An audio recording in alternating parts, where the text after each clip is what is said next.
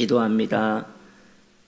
하나님 아버지, 우리의 마음은 밭입니다. 예수님은 생명의 씨앗입니다. 우리 안에 생명이 심어졌으면 생명이 움트고 싹 트어 생명의 열매를 맺어야 할 것인데, 주님, 씨앗에는 문제가 없습니다. 언제나 밭에 문제가 있었습니다. 우리의 밭에 은혜를 베풀어 주시어서 열매 맺는 아름다운 밭이 될 수 있도록 우리를 축복하여 주옵소서. 예수님의 이름으로 기도드립니다. 아멘. 하나님 말씀 봅니다. 출애굽기 10장 24절 말씀입니다. 바로가 모세를 불러서 이르되 너희는 가서 여호와를 섬기되 너희의 양과 소는 머물러 두고 너희 어린 것들은 너희와 함께 갈지니라. 아멘. 오늘 말씀의 제목입니다. 물질은 놓고 가라. 물질은 놓고 가라. 이 말씀으로 함께 은혜 받기를 원합니다. 오늘 말씀의 대화에 바로와 모세의 대화의 배경은 아홉째 재앙으로 거슬러 갑니다. 아홉째 재앙, 즉 흑암 재앙이 임했습니다. 그리고 그 재앙이 임한 후에 이제 바로는 모세와 대화를 다시 요청을 합니다. 이제 잠시 바로가 모세와 대화했던 것을 한번 정리하기 원합니다. 첫째로 바로는 애굽에서 제사를 지내라 라고 먼저 설득하였습니다. 그런데 모세는 그 말을 들어주지 않았습니다. 그러자 다시 두 번째 말로 회유합니다. 그렇다면 좋아, 광야는 가도 좋다. 그러나 멀리는 가지 말아라 라고 다시 회유를 합니다. 그때 모세는 또 단칼에 거절을 합니다. 세 번째로 그것도 되지 않자 바로는 또 새로운 시도를 합니다. 그렇다면 좋다, 가도 좋다, 멀리 가도 좋고 애굽에서 제사를 안 하고 광야를 가도 좋고 멀리 가도 좋다. 대신 자녀는 두고 가라. 아이들이 무슨 고생이냐, 자녀는 두고 가라 라고 이야기했을 때 모세는 또 거절을 합니다. 그러자 이 모든 요구가 통하지 않자 이제 바로는 마지막으로 다시 회유를 합니다. 무엇 합니까? 좋다, 광야를 가도 좋고 멀리 가도 좋고 너희들 자녀들까지 모두 데려가라.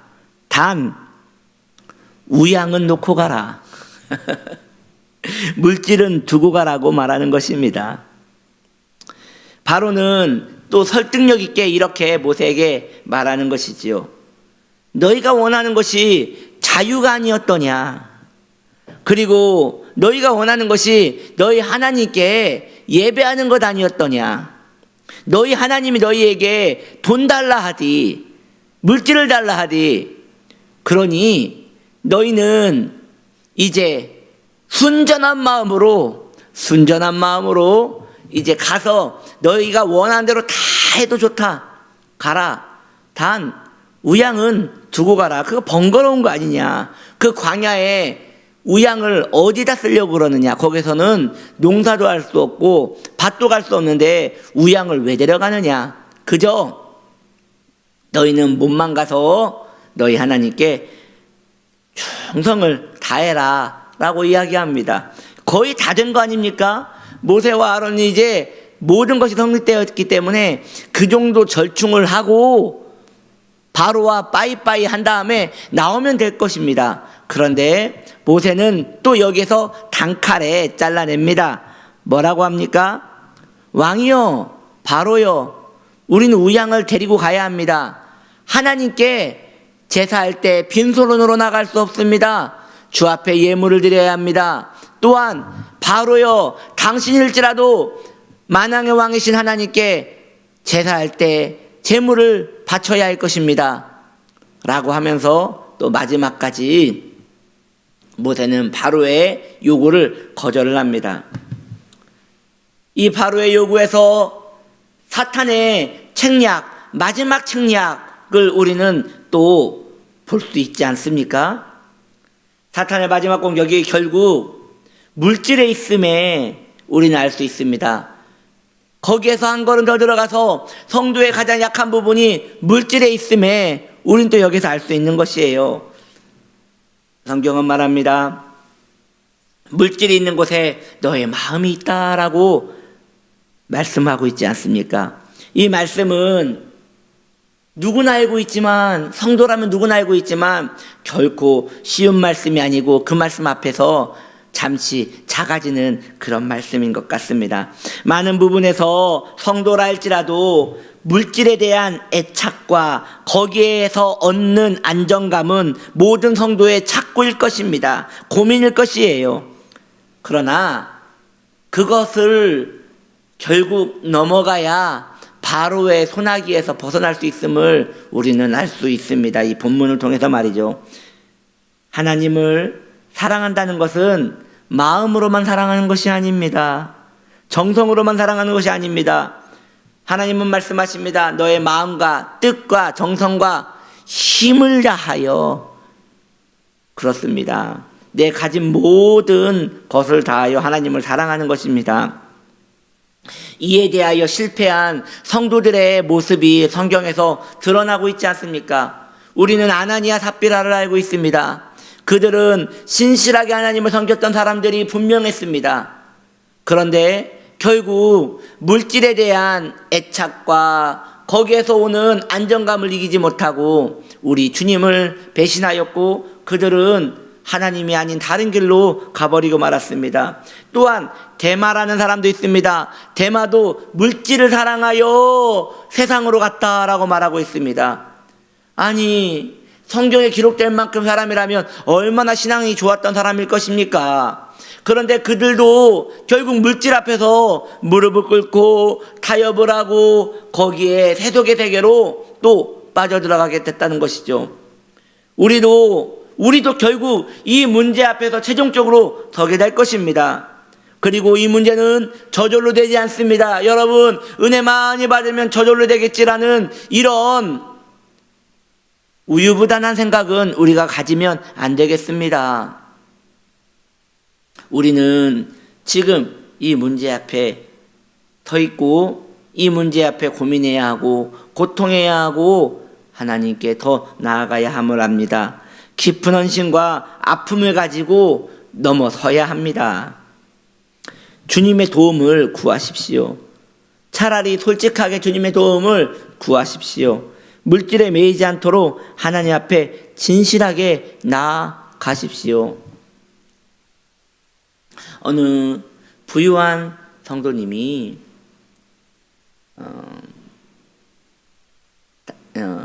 자기 담임 목사님에게 상담 요청을 했답니다. 그래서 무슨 일이냐고 했더니, 목사님, 저는 목사님 설교에도 은혜를 받고 있고 이 교회도 너무 좋은데 도저히 제 마음에 하나님께 계속 그 재물을 드리라는 이런 강한 감동이 오는데 난 이게 너무 괴로워서 이 교회를 다닐 수가 없습니다 라고 하면서 교회를 떠났다는 이야기를 들은 적이 있습니다. 전 차라리 그 성도님이 솔직한 것 같습니다. 아예 자기가 그런 사람임을 인정하고 자기 자신을 그냥 깨끗이 인정하고 교회를 떠나는 것이죠. 이것도 아닌 것이 저것도 아닌 것이 애매하게 자기를 속여가면서 사는 것보다 오히려 그것이 나은 것이 아닌가 싶습니다. 저는 누구도 정죄할 마음은 없는데 이 부분에 있어서 항상 직면해야 한다는 거예요. 나는 하나님인가 물질인가? 이런 부분에 있어서 성도가 깨어있지 않으면 어느 순간에 성도는 세속에 빠진 성도가 되어서 물질은 사랑하되 종교 생활은 하는 교인이 될 수밖에 없는 것입니다. 이것이 사탄의 마지막 책략임을 알고 이 부분에 있어서 여러분 회피하지 마시고 하나님께 나아가십시오.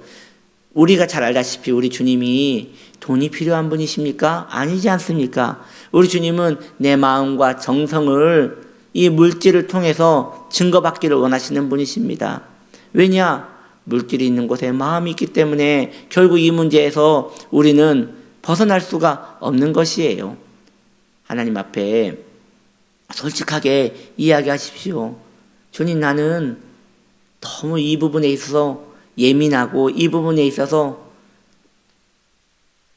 너무 작은 자입니다. 주님께 더 헌신할 수 있는 마음을 주시고 이것이 내게 올무가 되지 않고 오히려 감사와 감격이 될 수 있도록 내 마음이 헌신될 수 있도록 도와달라고 간구하는 것도 참 좋은 방법이라 생각이 듭니다.